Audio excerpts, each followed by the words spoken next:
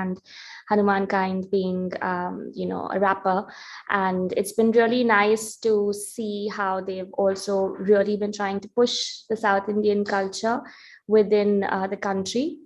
And they've collaborated together on music as well. So it would be the next hour would be an interesting session to know their thoughts on how they've kind of gone about with sampling. So welcome, guys. Can I see y'all?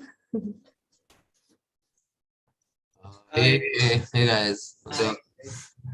Sorry, it was a very brief intro, but like if you guys would like to add anything on it when I start the first question, please feel free.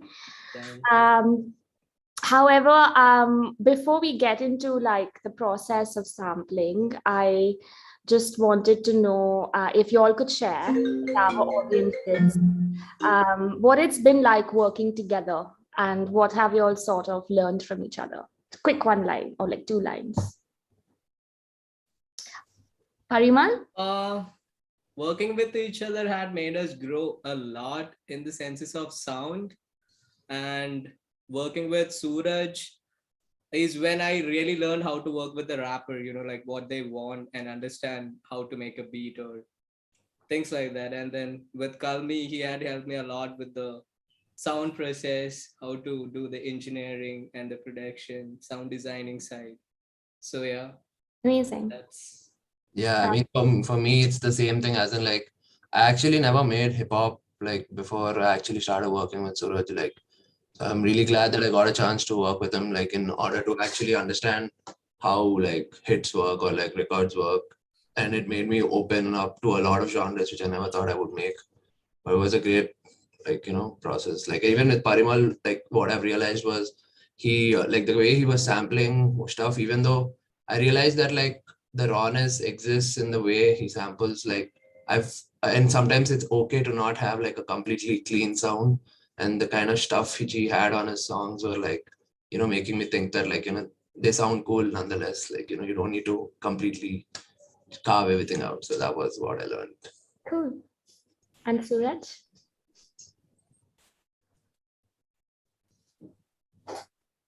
Dude, Suraj, you are on mute. Suraj, you are on mute. You are on mute.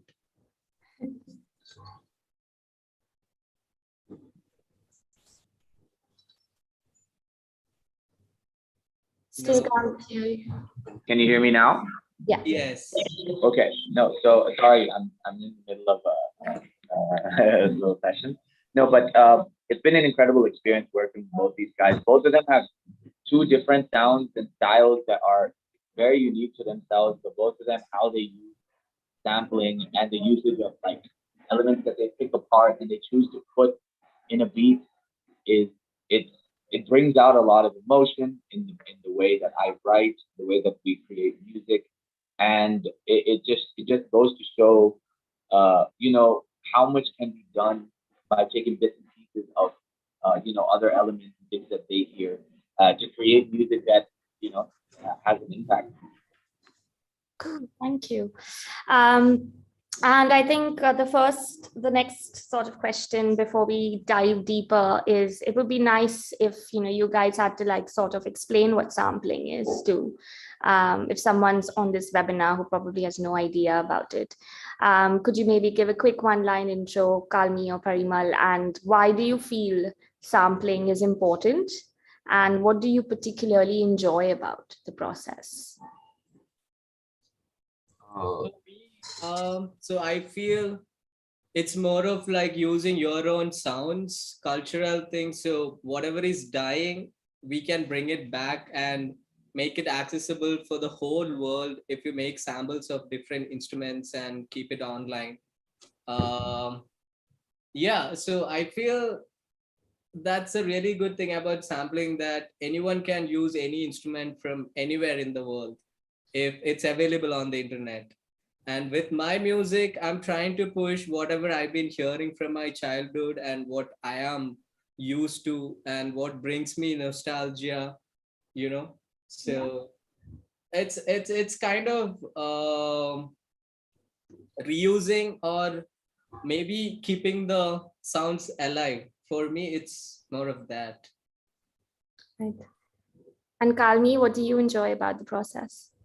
Yeah, for me, I like so like the for me like sampling has occurred in like two ways. One is like through recording stuff from like places like where I go to. Like I keep doing a lot of film work, so I enjoy the process of using the sounds which exist in the field space. Like suppose if there's a recording happening at a certain area, the sounds of that space, using that to recreate the atmosphere and the ambience for the track to have an elevated state is what I enjoy. And also in terms of like reviving samples, like for me, like I personally have sampled like old orchestral music or old like especially which pertaining to hip hop and such. There's like old samples have this certain recording techniques which I don't think any of the new equipment have, like in terms of imitating or like bringing a certain emotion into the track. So those recordings have a certain noise or like a certain like a texture which can never be like gotten back in the same way. And the minute sometimes even though you try to get the same melody out of the same sample, what happens is the emotion might not be the same because the way it's recorded is different. So that's the most important thing which I like, like about sampling, and it sort of like pushes me in a way where like the sound is completely cohesive, like the minute you drop it. Yeah. So you all have worked on tracks. I mean, Suraj, you've worked on tracks with both of them, where one track with Parimal was called Slab, and he sampled like a South Indian instrument. And I believe one track with Kalmi as well that you worked on, where there was a sample of some, sort of an older instrument from like back in the day. As an artist, how do you feel your lyrical approach to writing music? Do you think the sampling influences what you want to convey in the tracks? See, the thing about the sampling is that it's pretty incredible to see how even if a beat or an instrumental that these guys are making has the same tempo, like they have a fixed tempo, they have a fixed kind of drum pattern.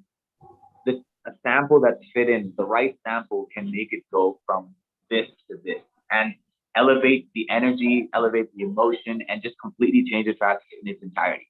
Like I could easily just write on a beat where I'm just, beating on a table or something, and or just a simple drum loop.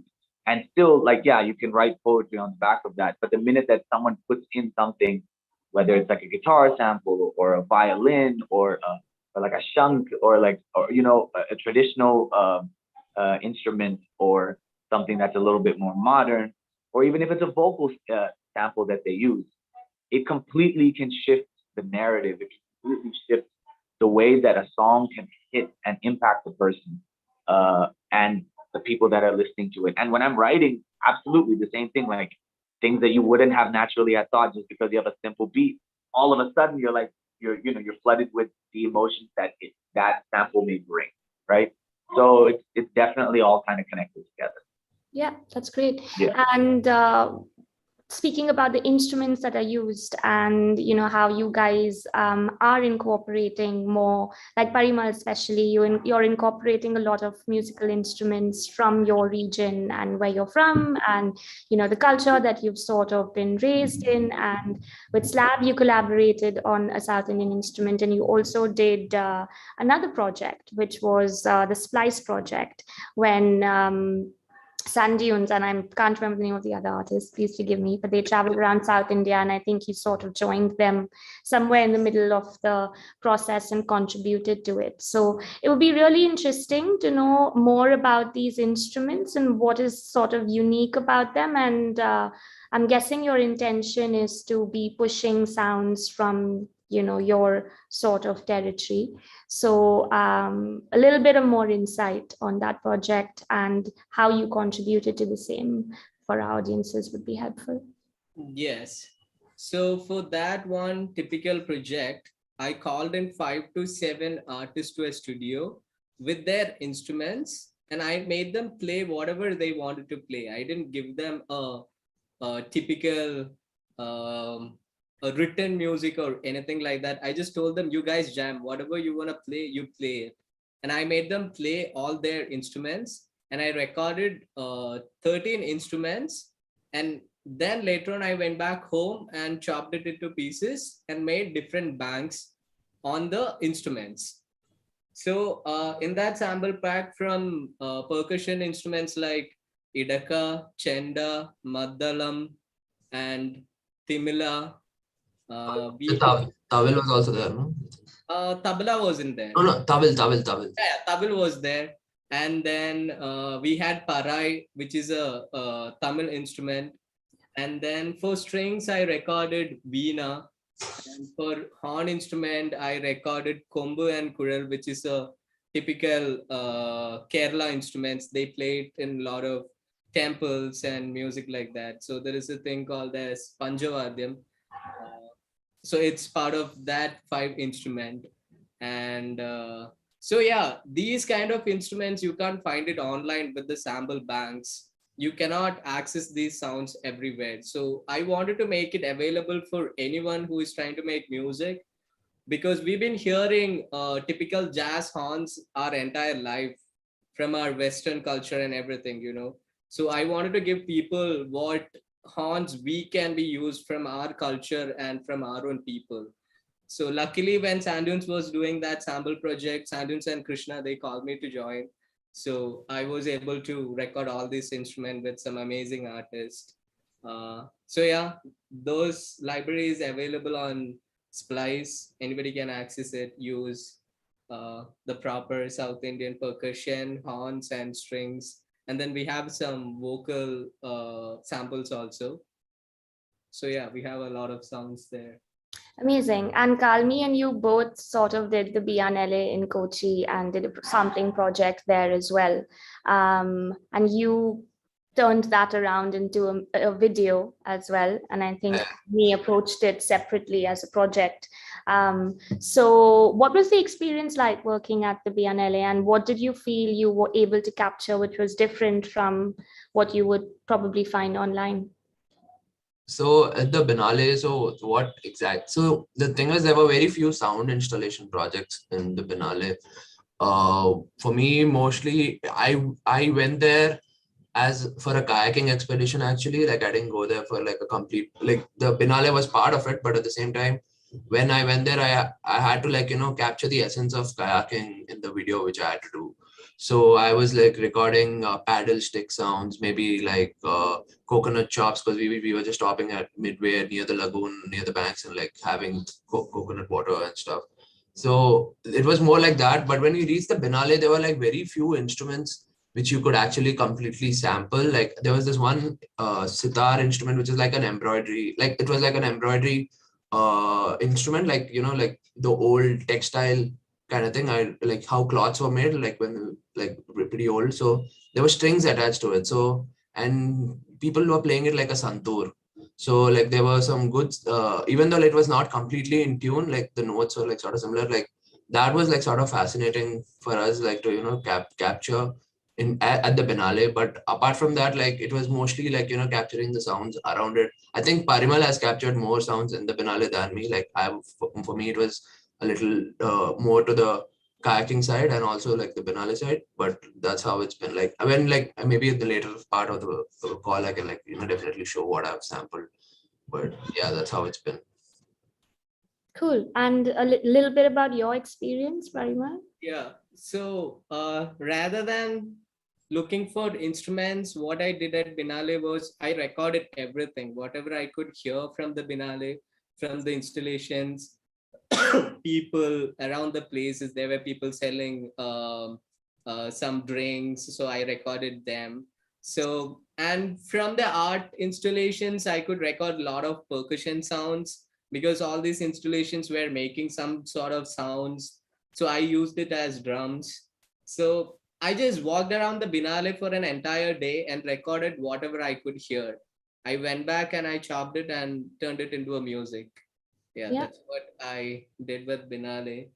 For me, it was fun in a way that rather than using whatever you could find online as drums or percussions, I just used the sounds from the artworks and the Biennale.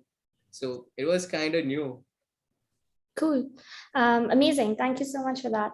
And now Kalmi and Suraj, you guys have worked on like 2 tracks, which is Skyline and Genghis. And there was an entire sampling approach that was also involved in that track. I think one interesting thing is when, one is a producer and one is, someone who like is more on the vocal side of things, a rapper, writes the lyrics, and sort of how important it is for both parties to be involved in the decision making of what sample should be used as well for the track.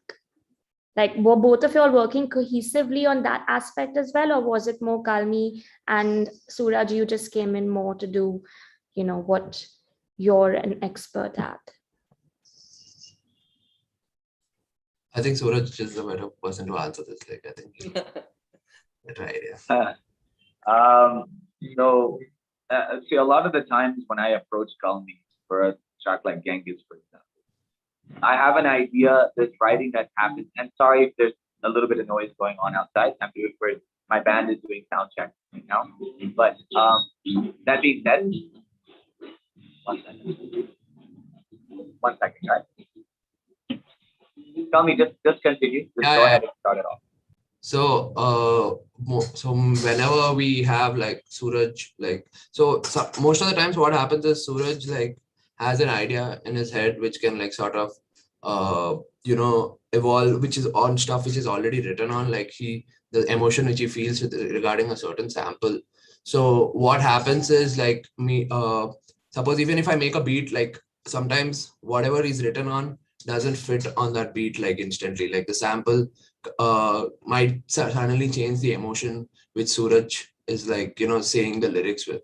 So what happens is like, I try to like, imagine like, cause me, I'm very much coming from a very cinematic side. And what Suraj is trying to say is like a story.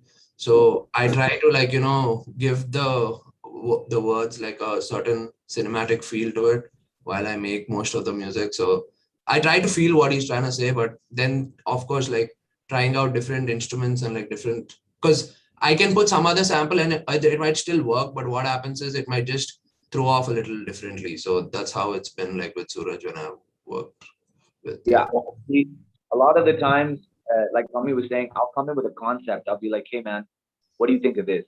And he'll be like, yeah, dude, I like this. This is something that I want to work with. This is I like the vibe of this. And usually I come in with like a tempo or a BPM that I have for the track. And sure that there's writing and everything that is involved in terms of a concept, because I am primarily a writer.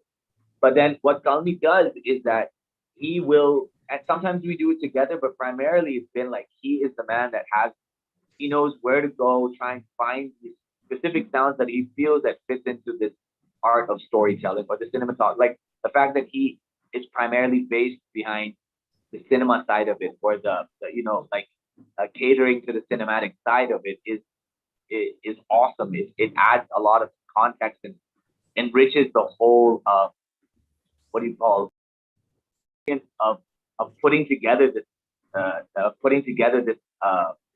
a track. So a lot of the times, like he'll be putting in a sample, and it may be really, really good, and we will sit on it, but then we might not even feel it. After some time, we're like, no, this isn't the one.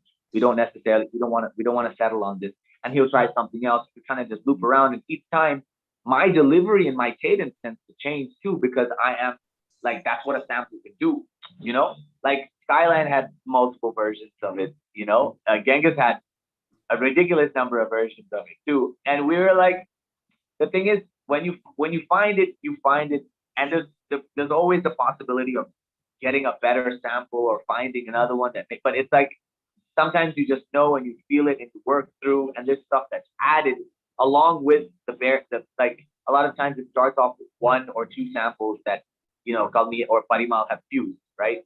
And then we kind of add elements to it in order to enrich the track a little bit more. Like Parimal will, like, Parimal loves to do these flips that also comes within his tracks, right? And it's like, sometimes the sample changes, or the sample just has something that's done to it in order to increase the impact of the whole track. And so it just depends on how we kind of feel it out as it all kind of falls into place. Cool. And as someone who writes music, if you had to maybe give three sort of, if someone comes up to you and wants to know a bit, like what are the three main things that you would have, your like co-writers, co-musical writers in the country, what according to you would be the three things that you would definitely want to keep in mind as a writer when it comes to sampling and that enhancing the track? A lot of times it makes a difference if you kind of have an idea before you go in. But that being said, don't get stuck on the idea, because there's so many tracks that I had initially had an idea, and then Kalmi all of a sudden makes the beat something that I wouldn't have thought of, because that's why he is incredible at what he does. Same thing with Parimal.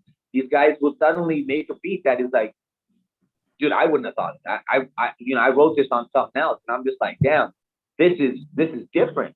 And be open to change, but it does make a difference that you come in, because it's also like, if I went in with jack shit and I go to Parimal and Kalmi, I'm like, hey man, I have a track or I have some concept, and they're like, okay, like what's the vibe, or what, like how do you want to go about this? I'm just like, you tell me. It doesn't really help. You know what I mean? You kind of get stuck in this. You start off tough. So that's one. The other thing is, I would say when it comes to even the beat that is created, be ready to be versatile. Be ready to move things around. Be ready to know that structure, like when sampling is done, because of the fact that it can change the track entirely and make it 180 degrees, spin it on its head, and make it something that it wasn't before.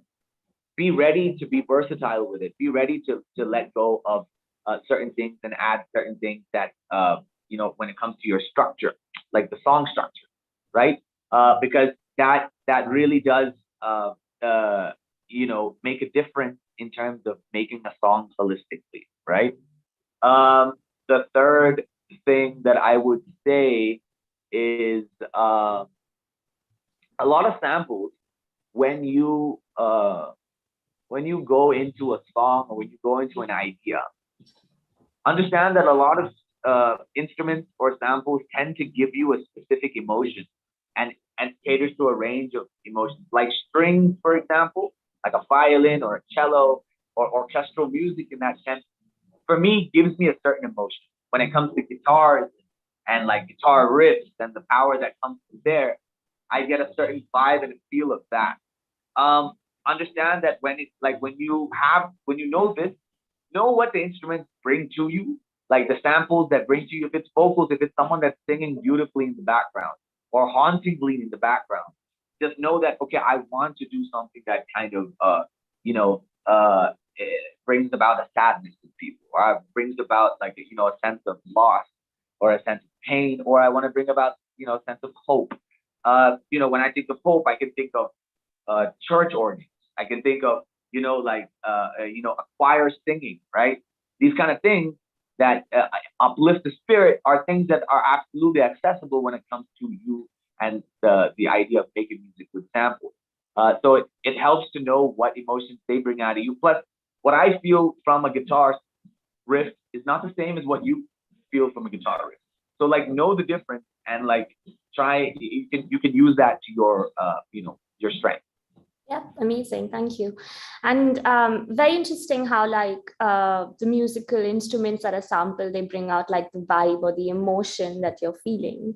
That being said, are there any instruments currently, Parimal and Kalmi, that you feel like which samples or which instruments or what part of sampling really brings out the emotion in you guys? I feel for me, most of them are like certain textures. Like they're like sometimes there are like these really eerie textures, which are like a lot of old samples have. Like suppose like if a guitar bass is being played, they run it through some overdrive or like some kind of a machine where like the output is different. Like back in the day, like, and there's a certain like. No, I wouldn't say like emotion to it. Okay, so that sort of like puts me in a space that I can like make that as a bed at the back. Like I can use that whole thing as a bed at the back, and then like try to like derive sounds from the future, which is right now, maybe like, to put it on them and to make something completely different. So like for me, and like melodies are like melodies and like chords or of certain era, like if you see like 1970s and 1980s had this certain set of rock chords which like a lot of people, like all the rock bands like had it at one point. So there are, for different eras, like there are different kinds of feelings which a lot of people like had similarities to.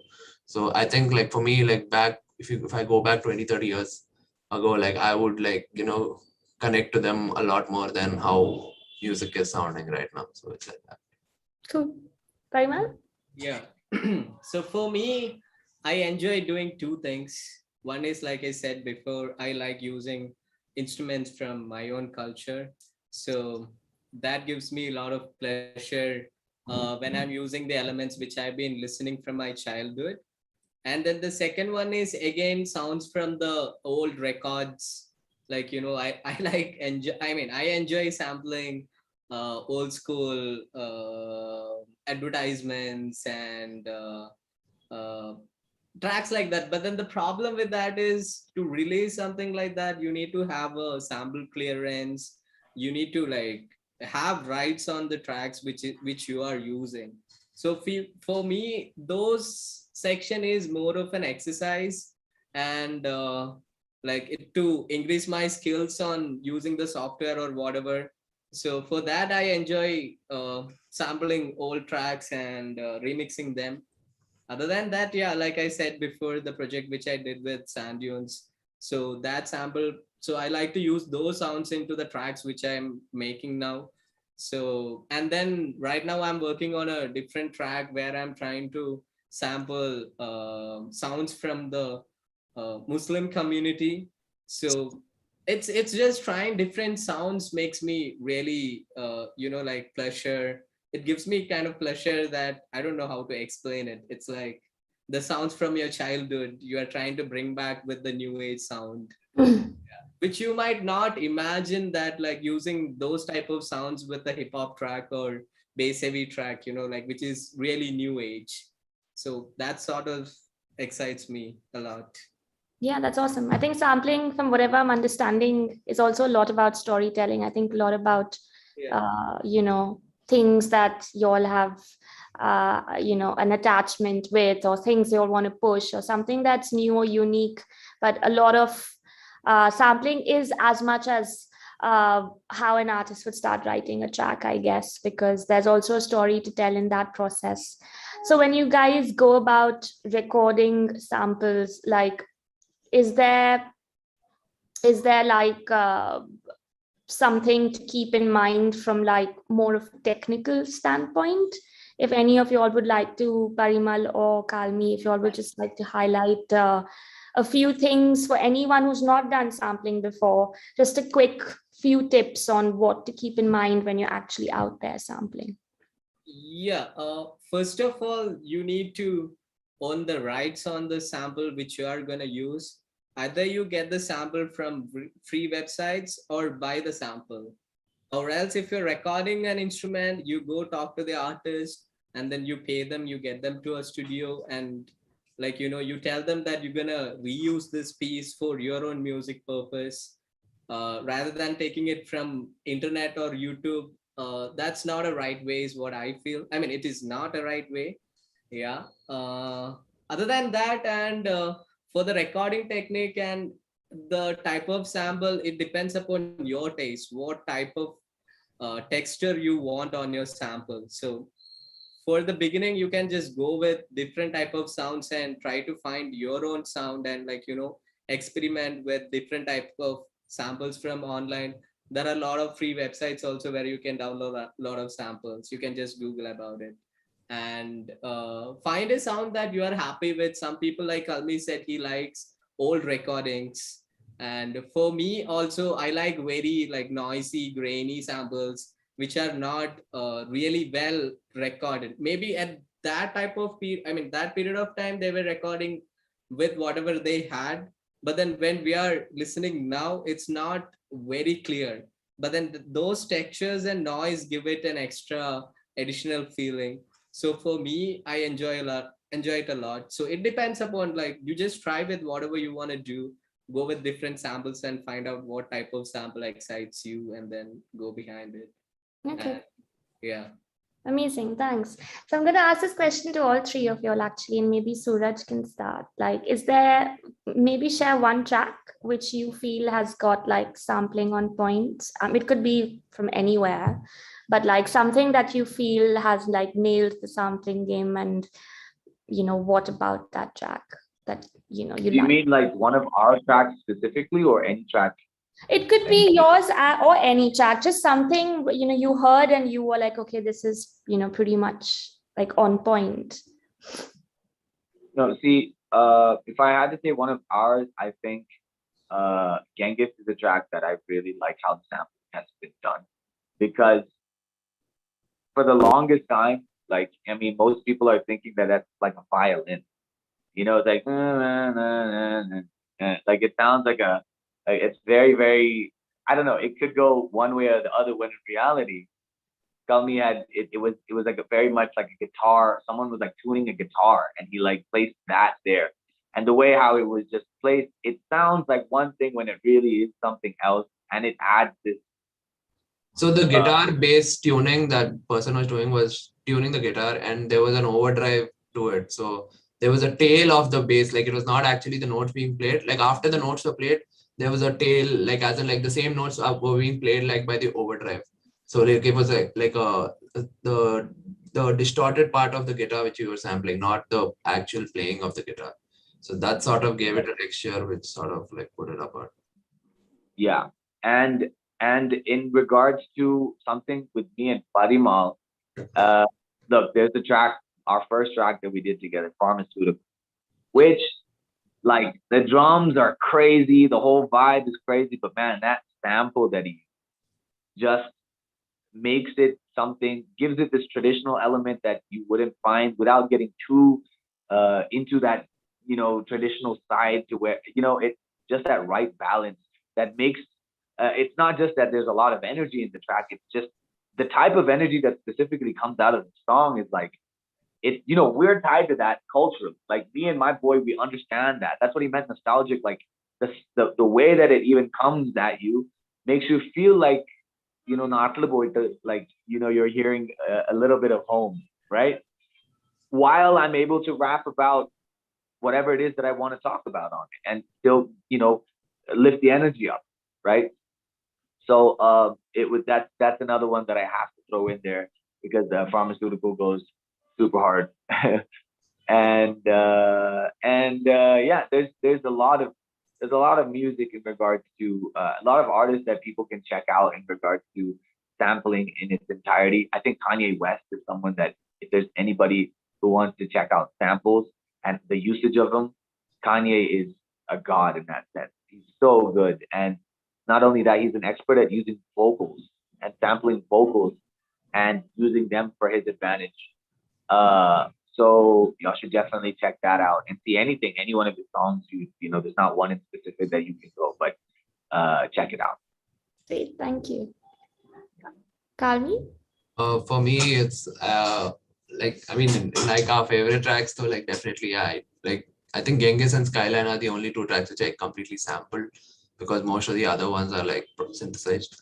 But in terms of like my favorite track which I've been sampled, I'm a huge fan of like this track called Power by Kanye West. Like the sampling on it is like too good. So the drums are, and especially it's completely the sound which I like sort of look up to in terms of the grandeur of how I think that's how my music is. Like it's the grandeur. Like anything I put my music on, it does develop a sense of grandeur. So that's why I like it a lot. So, yeah.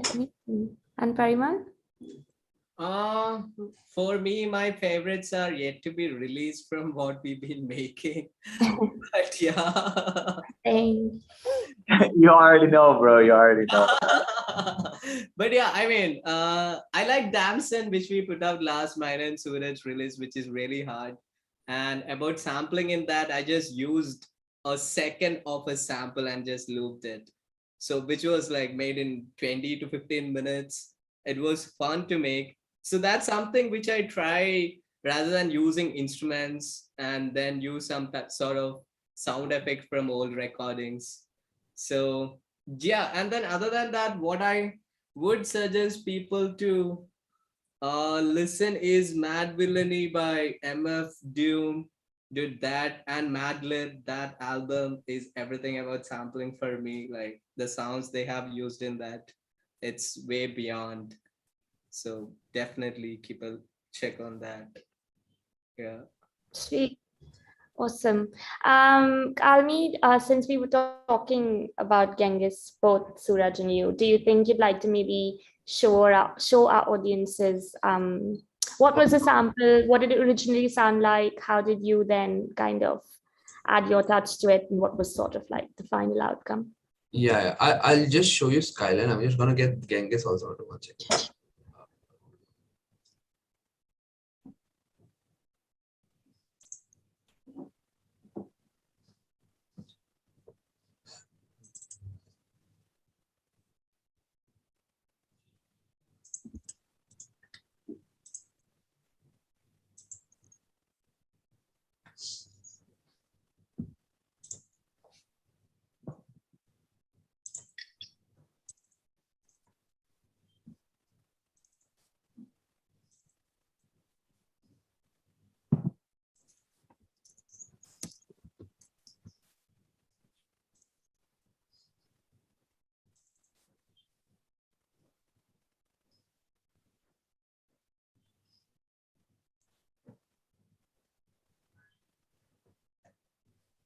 Yeah, I'm just dragging it.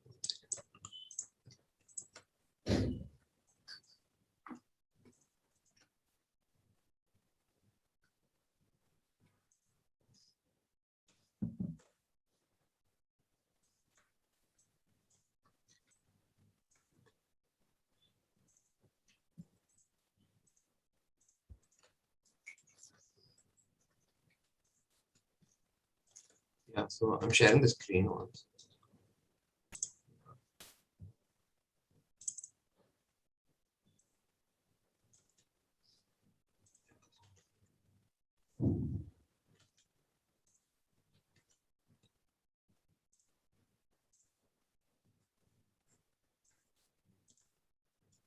Yeah, can you all see the screen? Yes. So the initial sample was just this, like, so, yeah.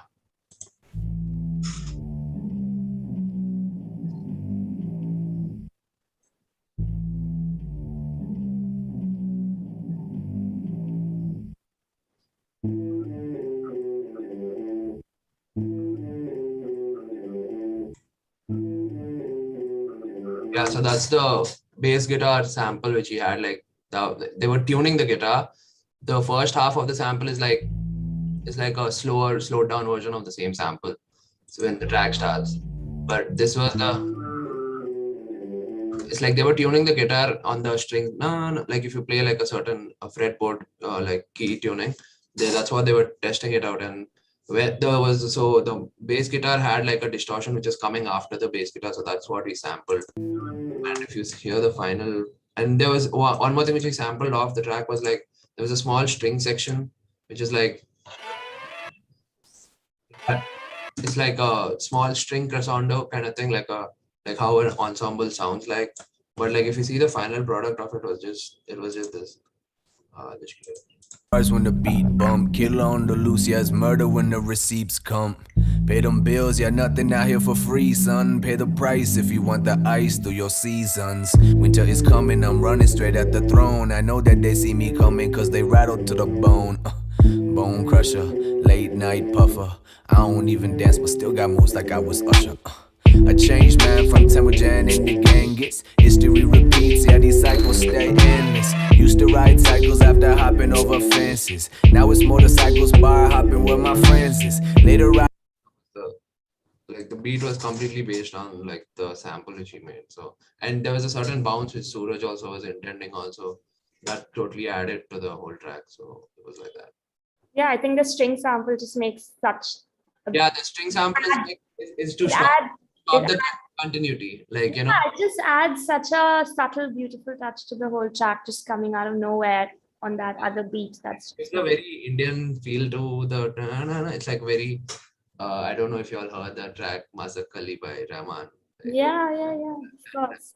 So it's like that. That's awesome. Do you also want to show Skyline or? I have Skyline already with me. Wait. Skyline was like a 1946 orchestral sample, like before, like it was like a by this composer called Philip J. Lang. It's this one.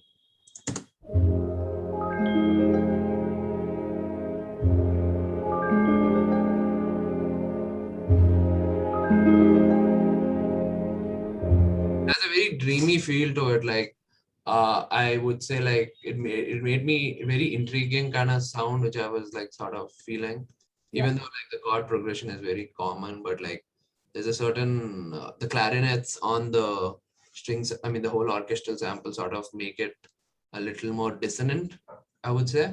So how I sampled was I made it like a little bit slower.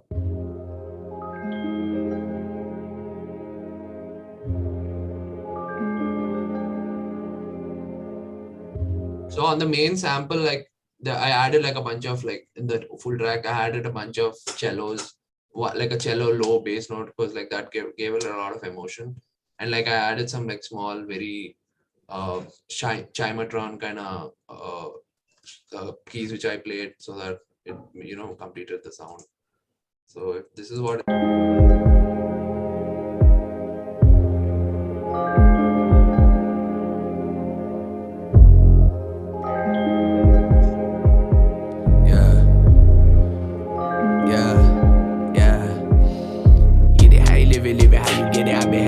The belly of the goddamn beast. Moving through the city, getting busy. Situation looking sticky, peanut butter jelly on my seat. It was like that. So that's how we made Skyline. That's amazing. Thanks so much. Yeah. So fascinating to see when projects are like dissected like this and like where everything's coming from. So yeah. Sick. Sure. Amazing. Do we have time for like, should we just go to Q&A now, guys? Or like, do we have any questions? I haven't really seen in the Q&A chat box.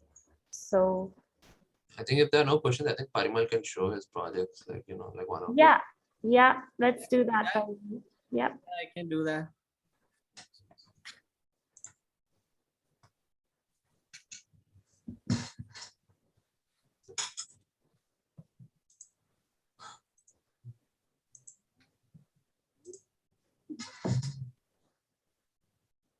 So this is something I'm working on right now, which I was talking about before. We're trying to push in sounds from the Muslim community.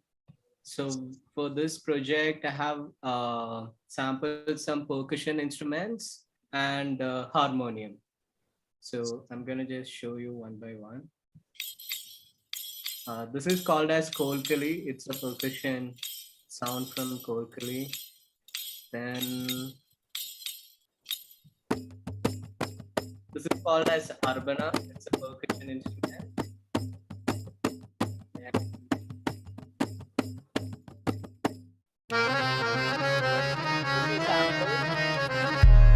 This is the sample. It's a piece of harmonium.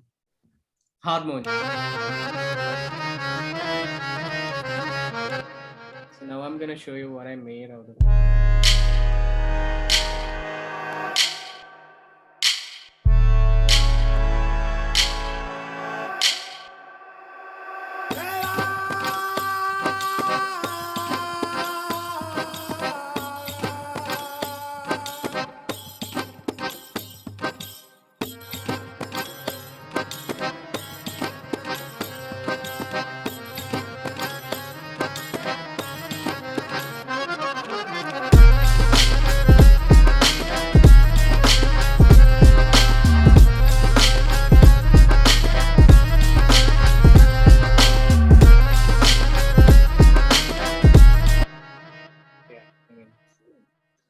That's what it is. Exciting. Mad.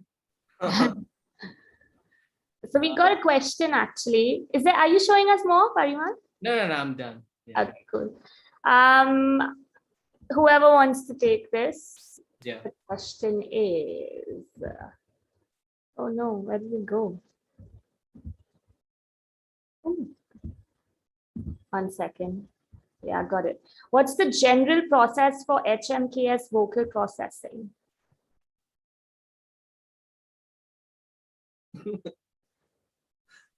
This is definitely Kalmi's cup of tea because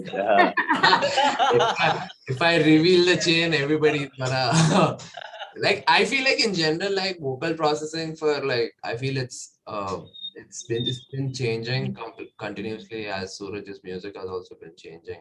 One thing which I I genuinely feel everybody needs to. I mean, it's okay even if people know the chain. I feel like everybody comes up with their own set of tones as long as their ears work. So there's an EQ which who's first for like Suraj's voice. So on certain tracks where I feel like his lower bass tone which is needed for like certain tracks like Genghis, you like somehow you like have cut it only till an extent where his the voice like sounds more deep, and I needed it. So that's, and for certain tracks like Skyline or like No Hook, where I completely like remove all the low information of the tracks, where he sounds a little more nasally and high pitched, which give a different excitement to the track.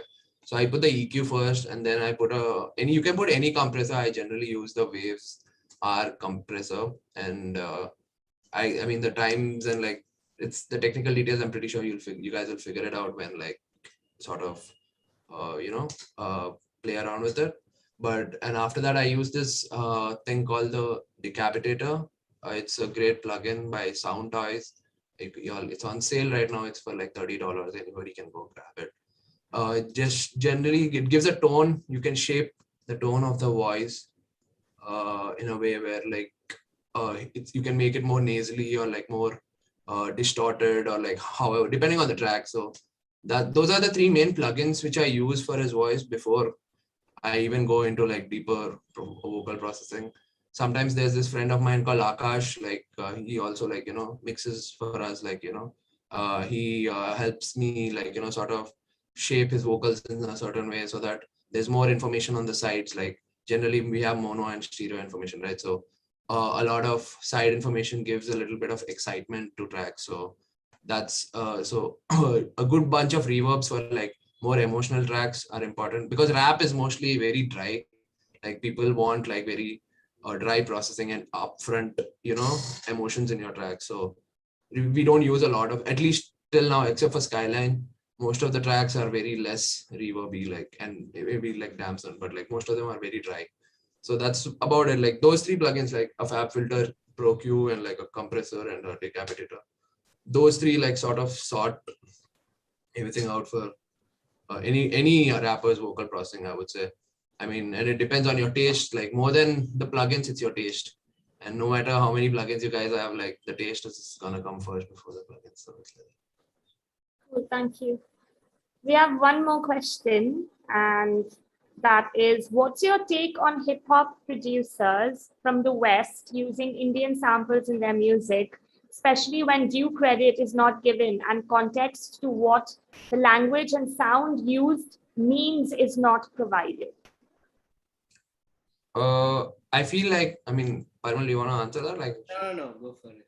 So I genuinely feel like, so there's a certain level of innocence to that in terms of not knowing where it's from. The thing, what happens is like when you know everything about certain things, like acting out of like you got to learn how, like suppose Timbaland, like he's been sampling a lot of Indian instruments for the longest time, but like the fact that they sound so great is the fact that he doesn't know a lot about them. Like it's only on his ears that it's placed, the how he can like tame it to his own taste. But and I also think like in general, like right now, like there are these like Vince Staples released a new album with Kenny Beats. They have used Lata Mangeshkar's music on it, and Britney Spears, like they have sampled like SP Balasubramaniam's and Lata Mangeshkar's music, like back in the day, like Toxic, like those are all sampled like Indian music. But at the same time, I feel like in general, like like in general, like the take is in a way that like all of us like producers, like, I mean, there is due credit driven, especially lately. Like there's this website called Tracklib where people have like complete license to like, sample like Indian tracks. Only the people outside of India can sample Indian tracks. The Indians can't sample it because like it's a different ball game altogether. But I genuinely feel like it's okay, like, if people like the due credit is not given. I mean, like that's culture, right? Like, I mean, there are people who will be interested about the culture and like where it's sampled from. And that's when like a whole fan base is formed like for like a certain culture. That's when like it's more authentic, as in like the people who don't know about it will come to like, learn more about a certain sample and like where it's from, rather than like that's the intriguing part is over there. So I don't think it's like completely necessary, but like of course when it's cleared, I mean it should definitely be cleared. But like a lot of hip hop music which we hear also, actually, like unless you go to a website called whoissample.com, you actually don't know what the sample is. And most of the times I know like how people take shortcuts in terms of completely manipulating the sample as in such a way that like you don't know where it's sampled from, but like you have sampled it, and then like you can't just say that like, how come you're not crediting it? Like it's sort of like that. So yeah. Cool. One more question. Maybe Suraj could answer that. Yeah. Underrated producers or artists in the country? Kalmi and Parimal Shais. No, but jokes aside, these guys are the best. Who is underrated? That because there's a bunch of producers that are coming up that have incredible sound. Like India has started to, like, I've been seeing a bunch of people that are making beats and touching into a soundscape and a sampling style which everyone is unique in their own, and whether it's keeping traditional elements or whether it's also capitalizing on the fact that they can singularly produce a specific sound. What is it? Manin is a very good producer, right? And there's a couple actually. I think I'll There's this guy called Lambo Drive, and there's this guy Lambo Drive. Oh, Akash Ravan. Akash Ravan, yeah. He's amazing. All these guys are incredible producers. I can't forget my boy Akash, of course. Yeah, and there's this guy called Barg Kale, like that guy's also. Barg, yes, Kalla Shah, right? These guys. There's a bunch of people that have been really, really bringing it in terms of production and what they can do, which is really, really tight to see. And yeah, I think if anyone is paying attention to the production scene within India and specifically the hip hop scene, I think you're going to see the a rise of a sound that is very, very unique and different. Obviously we keep our ears to the West and for music that has already been created in terms of hip hop, but in terms of sampling, but there is a freedom that is given within the realms of music that Indian producers are tapping into, which is going to be shown. Like we don't need to take stuff from there. You know what I mean? They've been taking stuff from here, so we've had to flip it over and show them what we can do when we produce it over here. And I think you're going to see a lot of that in the next few years, and it's very, very exciting.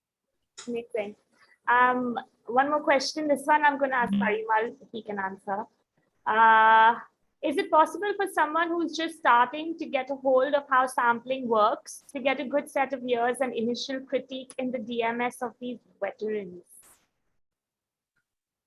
Can you repeat it again?